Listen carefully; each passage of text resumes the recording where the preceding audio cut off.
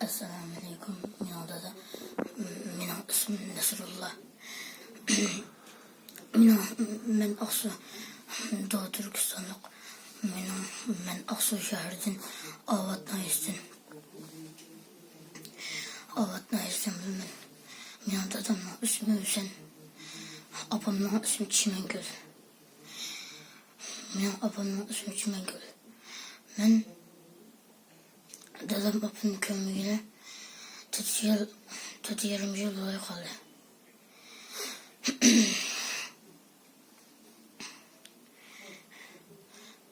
Yarım yıl olay kaldı. İnşallah kalacağım dedim.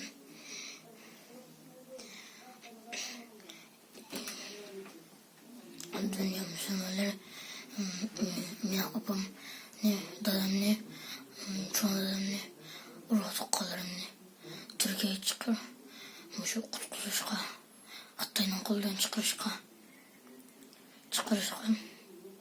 yardım kılınla.